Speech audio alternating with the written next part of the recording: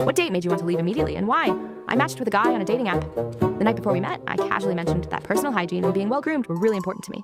The next day, we planned to meet in the city center for a walk.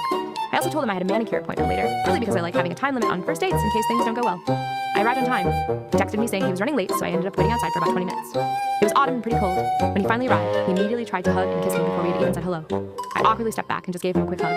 The first thing I noticed was his appearance. His hair looked extremely greasy, had visible dandruff. His clothes looked dirty, his pants were hanging so low that you could see his underwear, and he had a thin, patchy beard that looked completely unkempt. He also had a really strong smell that honestly reminded me of urine. As we walked, he swore constantly. Then he pulled out a cigarette and offered me one. When I declined, he proudly told me he had found the patch in a trash can at a bus stop.